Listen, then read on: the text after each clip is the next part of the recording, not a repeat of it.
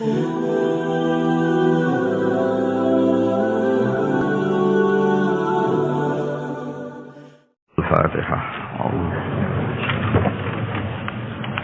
Alhamdulillah rabbil alamin. Shiratal ladzina an'amta 'alaihim ghairil maghdubi 'alaihim waladdallin.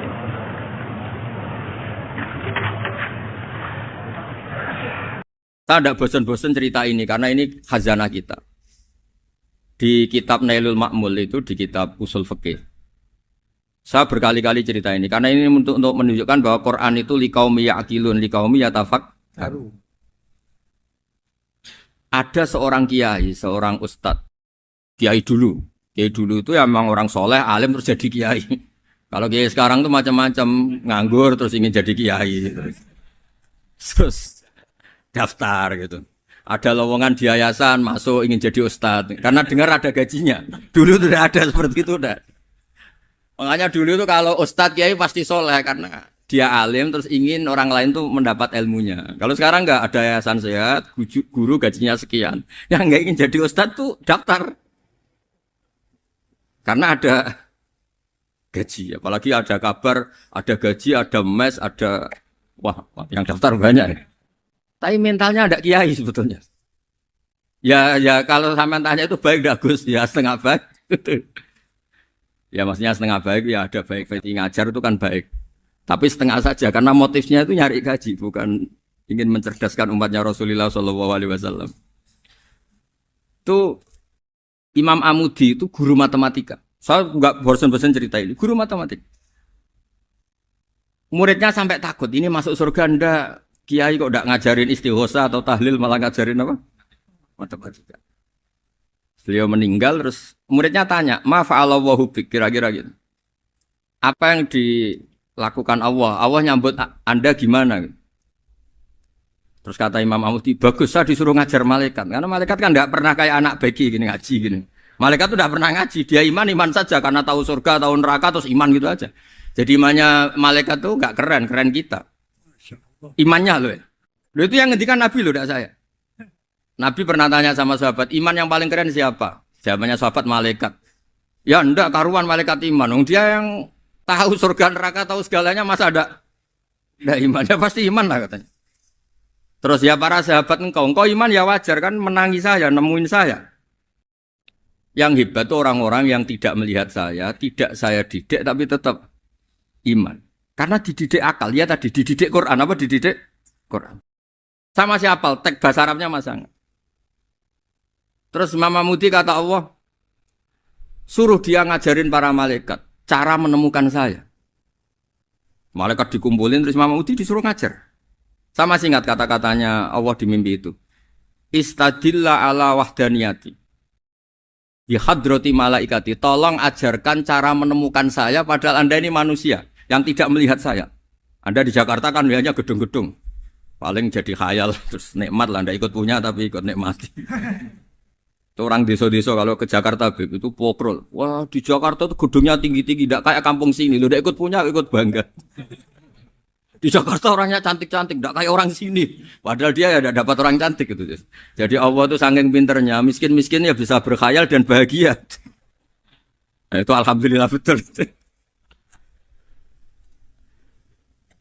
Akhirnya itu apa ini anak-anak begini saya tak niati ngajar standar anak-anak akademik. Terus pertama yang diajarkan hanya bilang gini, sama siapa teknya? Ya malaikat wahai para malaikat. Terus beliau bilang, nisbatus naini wassalasah ila malanihayatalahu nisbatul far'i ilal asli. Angka itu jumlahnya berapapun 2, 3 sampai triliunan. Semuanya itu nisbatul far'i ilal asli. Bin nisbat ilal wahid nisbatul far'i ilal asli. Angka 2 ya cabangnya 1, 3 ya cabangnya 1, 1 triliun ya cabangnya 1. Tetap yang asal usul adalah angka 1. Itu nangis semua malaikat.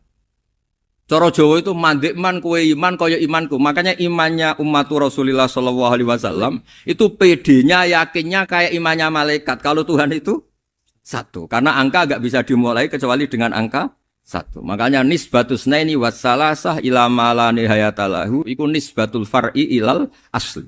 Semuanya itu nisbatnya cabang ke induk. Berarti semua alam raya ini tetap asal usulnya satu, yaitu qul huwallahu ahad. Nah, itu namanya akal. Umatnya Rasulullah itu ditinggali mukjizat akal lewat panduan Quran, sehingga meskipun kita tidak menangi Rasulullah, tidak menangi sahabat, kita tidak tahu malaikat Jibril, tapi cara iman kita ini tidak kalah keren. Yakin, hakul, yakin. Terus kedua, gambar. Kamu gambar rumah, gambar hewan, gambar apa saja, mesti dimulai satu titik. Entah gambar kamu bagus, entah jelek, tetap dimulai satu titik. Nah, titik ini namanya nuqtatul wujud. Semua alam raya dimulai dari satu titik, yaitu nuqtatil wujud. Makanya Quran dimulai bismillah, dan bismillah itu dipilih sama Allah pakai pertama ba itu ada titik. Itu kata semua ulama. Itu titik itu singkatan dari bi kana makana wa bi yakunu mayakun. Karena saya semuanya ada. Bi itu karena saya. Jadi makanya santri-santri beki tidak usah bayangkan kamu jadi wali terus bisa terbang ke Mekah, tidak usah. Kalau terbang ke Mekah ya sudah umroh aja bayar. Kalau enggak ya maklaran KBH atau apa. Pokoknya cari gratis. Ya gratis kan ya. Dapat orang 10 gratis satu. Terus orang enggak umroh-umroh dirayu-rayu supaya umroh. Repot. Itu pelanggaran fikih itu. Kalau orang punya utang itu wajibnya nyaur utang dulu gitu. Wah, repot. Saya itu juga sering bingung di kampung-kampung. Gus sama umroh. Kenapa? Dapat gratisan. Minta uang saja buat nyaur utang. Enggak boleh. Wah, secara fikih yang wajib itu nyaur utang bukan umroh. Enggak boleh Gus diminta uang, enggak boleh, harus umroh. Udah gitu saya ini bingung Gus mau umroh. Enggak nikmati. Kenapa? Disuruh ngajar Gus. Repot semua kalau ibadah mergawe ya jadi bingung semua. Ya saya mohon anak-anak BK semuanya yang seneng Quran itu harus seneng sampai kayak saya sehingga tahu mencari Tuhan dengan cara tauhid yang berbasis akal. Itu sedzahir imannya malaikat. Jika di klasmen iman itu manusia ulul ilmi, kita-kita yang nekuni ilmu itu nomor 1 prakteknya. Karena nomor 1 itu Allah karuan kan syahidah wa, Allah kan enggak tertandingi syahidah wa annahu la ilaha illallah. Terus wal malaikatu, malaikat kan karuan karena langsung menyaksikan surga. Dan ketiga apa? Wa ulul ilm. Berarti prakteknya kan nomor 1. Kalau kompetitornya semuanya manusia, ulul ilmi nomor berapa? 1 kan? Nah nomor 3 kan dari Allah, malaikat, ulul ilm. Berarti kalau kompetisinya antar manusia nomor berapa? 1 kan? Nah kenapa ulul ilmi di nomor 3 kan tapi dari Allah, malaikat, ulul. Kerennya kayak apa? Karena cara iman ulul ilmi itu enggak ada ragunya sama sekali. Kamu ragu enggak kalau 2 itu cabang dari 1, asalnya 1? Enggak pernah kan ragu kan? Semua gambar seruat apapun dimulai dari 1 titik. Ragu enggak? Enggak kan? Nah imannya umatnya Nabi karena dipandu oleh Quran itu seyakin itu. Sehakul yakin itu. Nah itu terus Jubair bin itu jadi iman. Am khuliqu min ghairi syai'in am humul khaliq. Terus kata Allah lagi, kalau kamu tidak percaya saya yang bikin langit bumi ya gampang dong. Kamu saja yang ngomong kalau kamu yang bikin. Paling orang sepakat kamu stres. Terus hanya ayat gitu. Am khalaqus samawati wal ard. Kalau kamu tidak yakin Allah yang bikin ya silakan Anda klaim saja kalau kamu yang bikin langit bumi. Bala yuqinun. Kamu juga gak mau kan dibilang stres. Ya, ini ngaji ilmu dulu, nanti bagian terakhir ijazah. Bismillahirrahmanirrahim. Ini riwayatul Bukhari. Haddatsana Abdullah bin Yusuf, haddatsana Les, haddatsana Sa'id al-Maqburi an-Nabi Hurairah radhiyallahu anhu qala an-Nabi sallallahu alaihi wasallam. Ma minal anbiya'i nabiyyun illa qad u'tiya minal ayat ma mithluhu amana alaihi al-bashar. Wa innama kana alladhi utituhu wahyan awhahu wa ilayya fa arju an akuna aktsarahum tabi'an yaumal qiyamah. Dadas kita tahu semua nabi itu punya mukjizat. Ya, semua nabi itu punya apa? Mukjizat. Mukjizat itu hal yang luar biasa yang memastikan manusia itu tidak bisa menyainginya atau menandinginya. Dan rata-rata mukjizat nabi dulu itu fisik. Misalnya ontanya Nabi Soleh itu kan onta tapi keluar dari batu, itu kan aneh. Aneh sekali. Atau tongkat Nabi Musa bisa simsalabim mengeringkan laut apa? Merah. Semua Nabi itu punya mukjizat dan semuanya berbentuk fisik. Kecuali mukjizatul Rasulullah Shallallahu Alaihi Wasallam itu berupa Al-Quran. Al-Quran itu konsep ilmiah. Terus kata Rasulullah SAW, tapi saya karena Quran itu justru berharap pengikutku besar dan sampai hari kiamat. Sekarang kita logika ya. Andekan kamu punya tongkatnya Nabi Musa, kalau kamu suka uang, kepikirannya dijual apa dipakai? Kalau kamu suka uang, dipakai. Kalau kamu ahli suudon itu pikirannya ndak, ini asli ndak. Karena yang melihat di Turki itu ya sebagian gitu. Kalau yang suka perdukunan itu bayangkan tuh miliknya. Mungkin dipakai ngakali orang atau apa, pokoknya bayangkan tuh miliknya. Kalau yang kolektor pikirannya itu nanti ini laku berapa. Tapi kalau peneliti mungkin pikirannya itu ini asli apa enggak? Bukti aslinya apa? Repot lah. Lagi pula kalau kamu punya utang terus mau apa? Istri kamu marah mau apa? Kalau pakai tongkat. Nah, beda dengan mukjizatnya Quran itu semuanya apa? Ilmiah. Orang yang sedang harmonis dengan istri bisa pakai ayat di antara ayat-ayat Allah itu apa? Wa ja'ala bainakum mawaddatan warahmah. Nanti kalau ditakdir cerai, saya tidak menyarankan cerai. Kalau ditakdir cerai, itu masih dimotivasi sama Allah wa iyyatafarraqa yughnillahu kullam min sa'ati. Jika suami istri itu cerai, jangan-jangan suaminya dapat istri lebih baik, istrinya nanti dapat suami lebih baik. Jadi yang masa lalunya dianggap prahara. Kan banyak orang suaminya meninggal ketika nikah lagi ditanya, kangen sama suami pertama, alhamdulillah ini lebih baik. Padahal suaminya yang meninggal itu berharap istrinya ini kangen, ternyata dia sudah syukur dapat suami yang lebih baik. Jadi Quran itu menunggui kita ila yaumil qiyamah.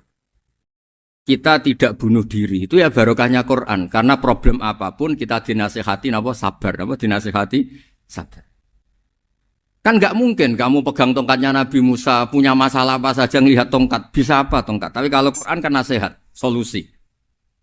Makanya Nabi berharap dengan Quran ini, saya berharap pengaruh saya, pengikut saya terbanyak ila yaumil qiyamah.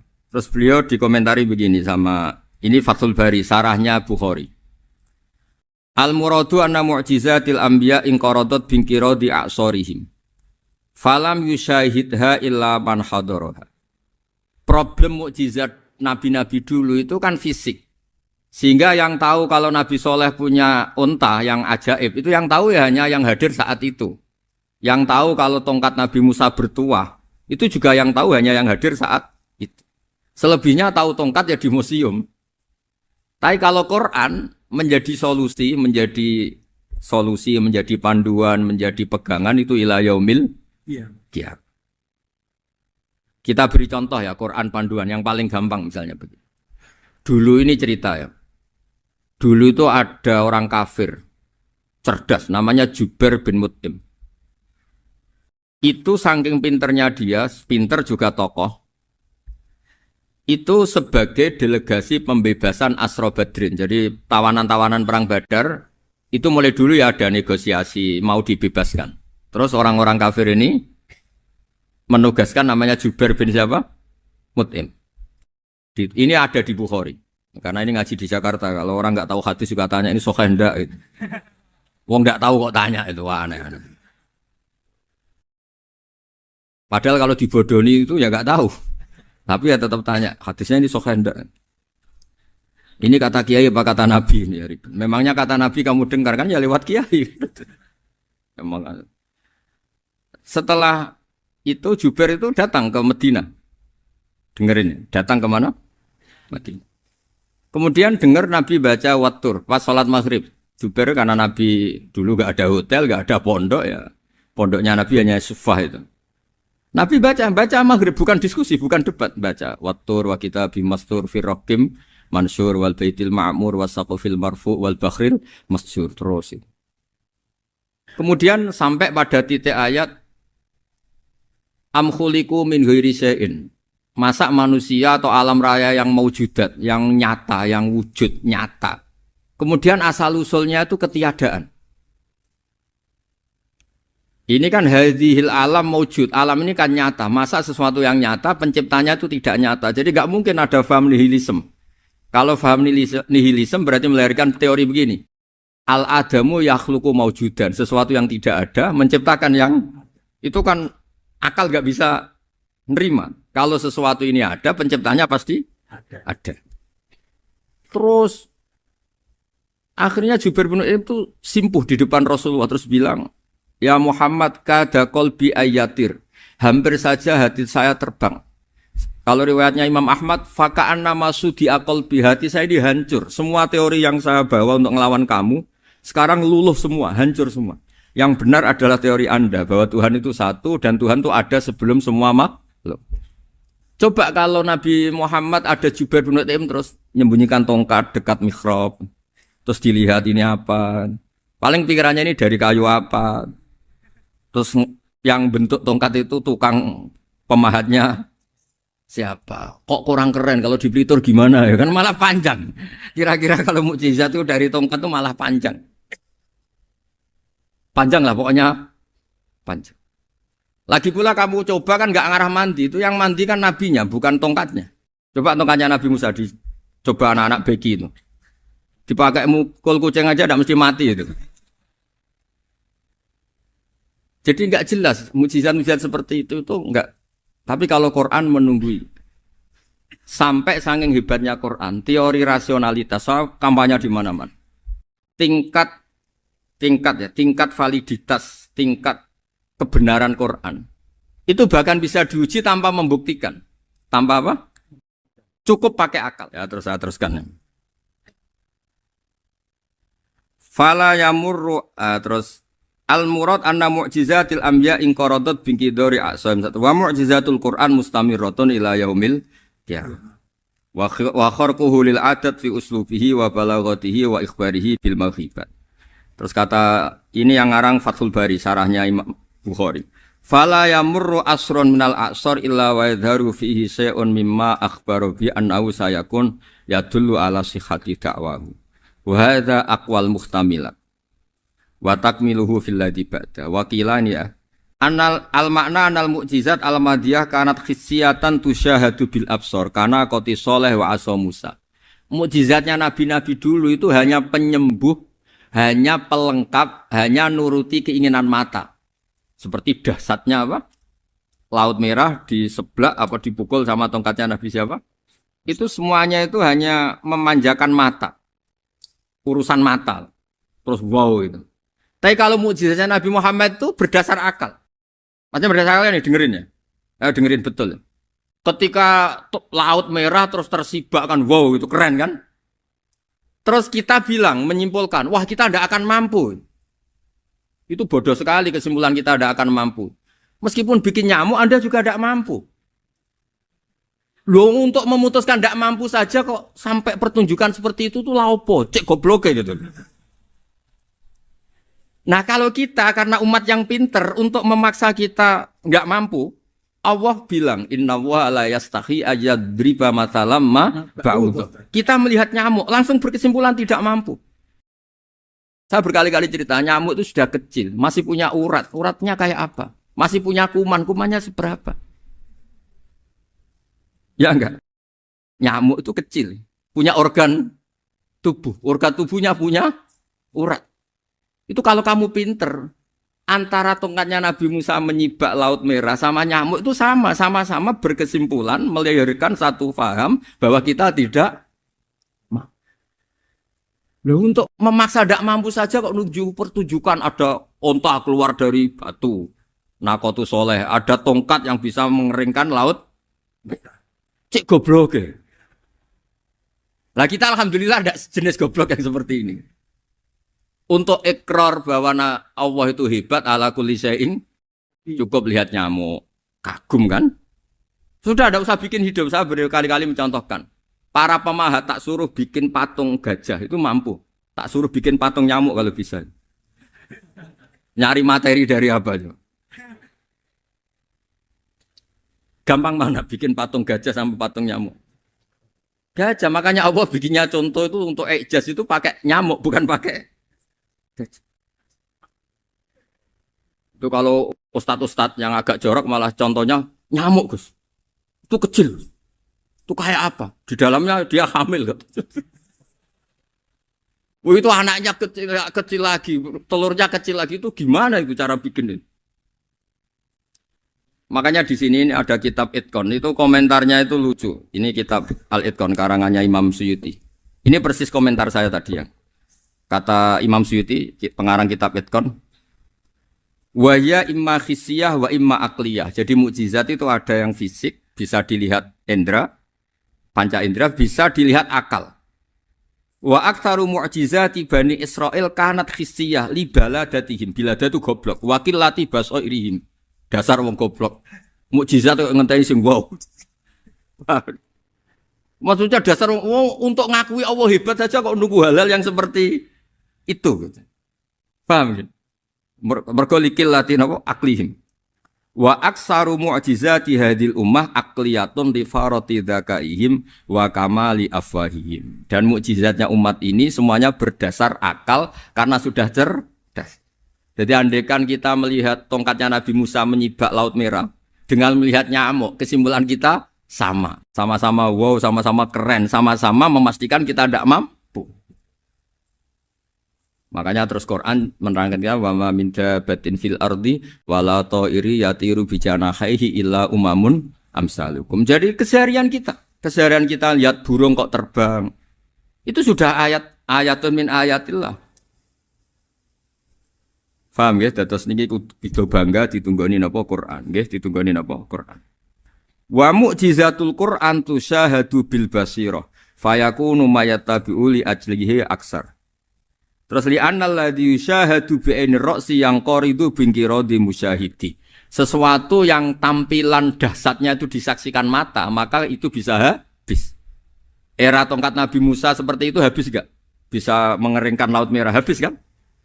Tapi era mukjizatnya Quran ila yaumil qiyamah. Ya contoh sosial, saya kembali lagi ke sosial. Kamu punya teman awet atau punya istri awet, itu konsepnya ya wal kadhiminal ghaidh, agak gampang tersinggung. Coba kalau kamu setiap tersinggung putus, setiap tersinggung habis, kamu tidak punya teman, tidak punya istri. Sampai kita awet seperti ini, kalau kecewa ya wal kadhiminal ghaidh, ngempet. Termasuk saya ini, biasanya ngaji khusus terus baca gini ya kecewa. Tapi barokahnya diwarai Quran wal kadhiminal ghaidh, ngempet Gus, ngempet. Terus kecewa sama teman. Kenapa tidak putus? Karena wal afina anin nas, sudah kalau kecewa maafkan. Coba kalau kita kecewa presiden demo, kecewa menteri demo, kecewa orang tua minggat. Ya kalau dicari, kalau tidak kan malu. Saya itu punya teman tak tanya, kecewa Gus sama bapak itu. Kenapa tidak minggat? Malu. Kenapa malu? Takut gak dicari.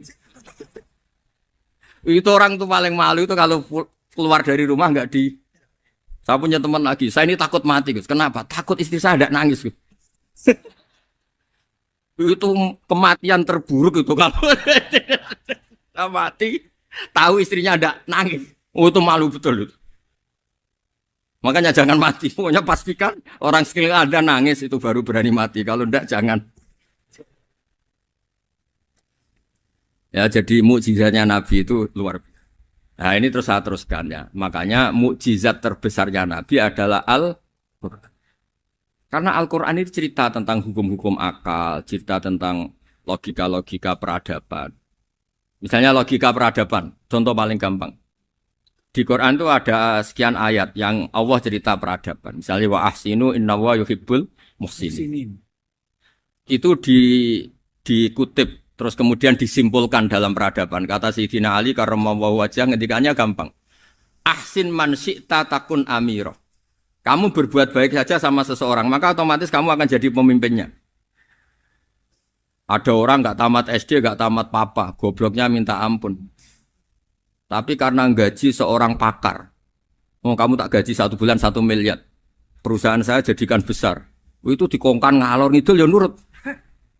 Hanya karena dia ihsan.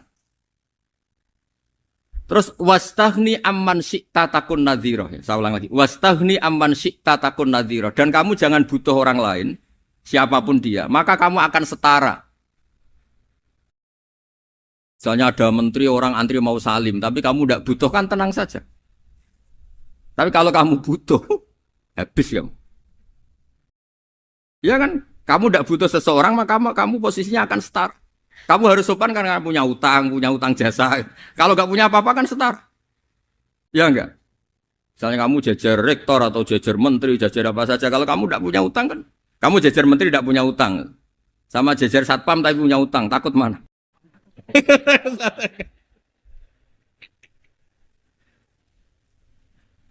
Kalau butuh itu mesti kalah kan?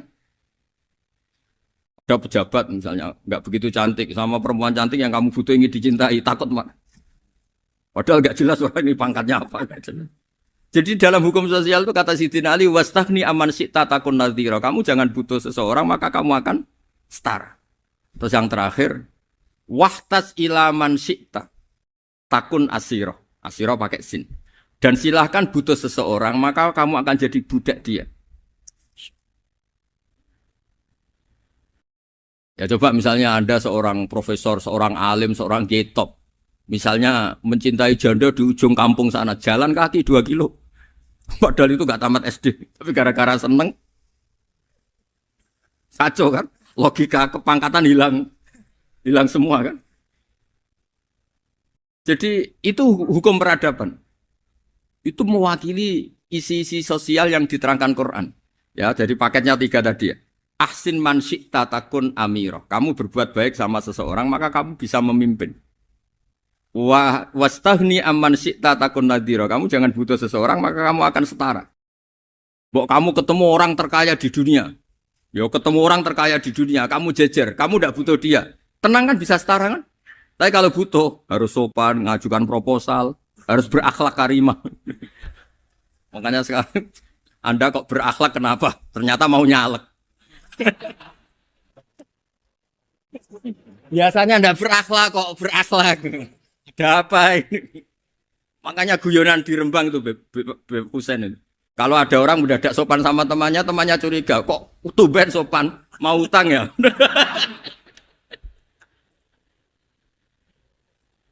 Zaman akhir itu kacau.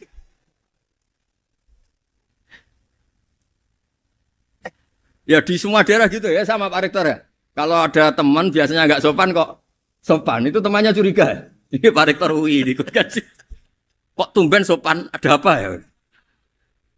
Karena di mana-mana orang butuh itu pasti beretika. Kamu punya teman paling berdua. Kalau mau utang berakhlak gak? Atau misalnya kamu punya adik cantik terus punya teman berdua. Kalau cinta adik kamu berakhlak gak? Biasanya nggak sama sekali gak berakhlak.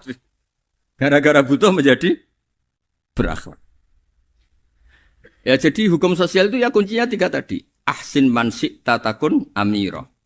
Wastaghni amman syi'ta takun nadhira. Terus wahtas ila man syi'ta takun asira. Kalau kamu butuh seseorang pasti kamu dibikin hina. Asir itu tawanan. Nah, Quran itu bicara sosial itu lengkap. Dan itu yang nunggui kita. Kita punya tetangga yang kurang baik, ya seneng. Punya tetangga baik, ya seneng. Kata Imam Syafi'i, saya berkali-kali cerita. Kok seneng semua Imam Syafi'i? Ya bagus lah. Kalau yang seneng saya enak lah. Dijak jagongan, dijak ngopi enak. Yang gak seneng saya, gak ngarah utang. Uang itu nak, kamu punya tetangga gak seneng kamu. Aman kan? Aman. Gak akan pinjem uang kan, pinjem mobil. Uang gak seneng kok.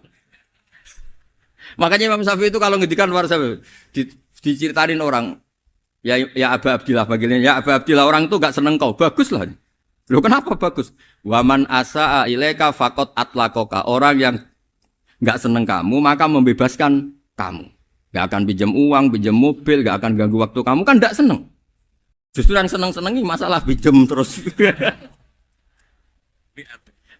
Imam Syafi'i itu orang yang anggap dunia itu selesai. Ada yang cerita, ya Aba Abdillah, orang yang tadi cium tangan engkau, yang hormat engkau di luar maki-maki engkau, ngerasain engkau, ngata-ngatain engkau. Ya bagus lah. Kok bagus gimana? Berarti saya wibawa, depan saya tidak berani. Berarti saya wibawa, di depan saya tidak berani. Berarti itu makomnya sudah kulillah, sumadarhum fi khawdihim, yal'abun. Sudah dunia itu selesai, sudah agak penting semua. Nah itu kalau kamu anak-anak beki ahli Quran, sudah ayatnya kulillah, sumadarhum fi khawdihim, yal'abun. Sudah lihat Allah saja agak penting, makhluk-makhluk itu. Makhluk semua agak penting, sepenting Allah. Nah, kita ini ditunggoni mukjizat seperti itu. Bayangkan misalnya kita ditunggoni tongkatnya Nabi Musa. Saya ngajar di sini terus ini tongkat. Terus nanti yang tanya, Gus itu kayu apa Gus? Assalamualaikum warahmatullahi wabarakatuh.